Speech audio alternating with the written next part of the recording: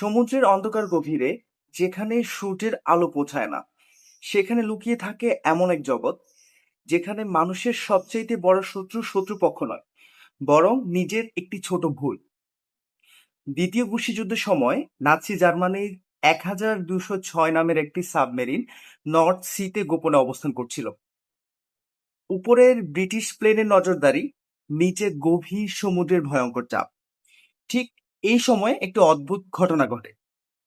সাবমেরিনের captain toilet ব্যবহার করার সময় ভুল করে একটি ভালভ খুলে ফেলে।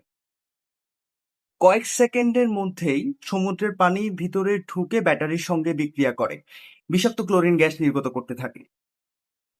বাধ্য হয়ে সাবমেরিনটিকে উপরে উঠতে হয়, আর সেখানেই ব্রিটিশ বাহিনীর হাতে ধরা পড়ে। এই ঘটনা আমাদেরকে দেখিয়ে দেয় সাবমেরিনের ভিতরে সামান্য ভুলও কতটা ভয়ঙ্কর হতে পারে। সমুদ্রের প্রায় 200 মিটার গভীরে একটি সাবমেরিন আসলে স্টিলের টুকরো ছাড়া আর কিছুই না, যেখানে 100-র বেশি মানুষ মাসের পর মাস বন্দী হয়ে থাকে। এখানে নেই কোনো প্রাইভেসি, নেই দিন রাতের পার্থক্য।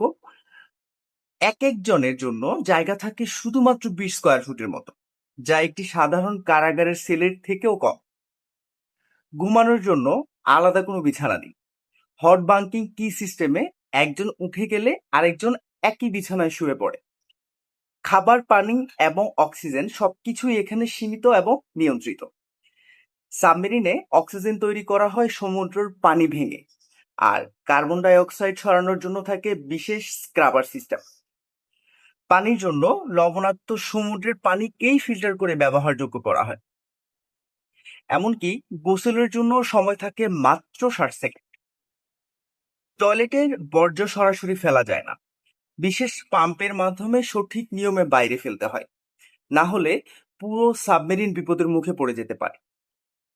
কিন্তু এই কঠিন পরিবেশের সবচাইতে বড় চ্যালেঞ্জ হচ্ছে মানুষের মন।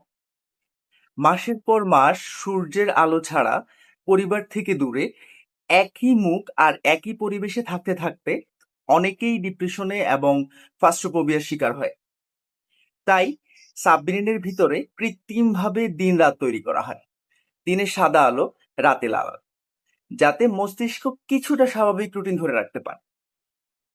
সব মিলিয়ে সাবমেরিনের জীবন মানেই শুধু শত্রুর সঙ্গে লড়াই নয়, বরং প্রতিটি মুহূর্তে নিজের মন, নিজের সিদ্ধান্ত এবং চারপাশে মেশিনের সঙ্গে এক নীরব যুদ্ধ। কারণ এখানে ছোট্ট একটি ভুলই হতে পারে জীবনের শেষ সিদ্ধান্ত।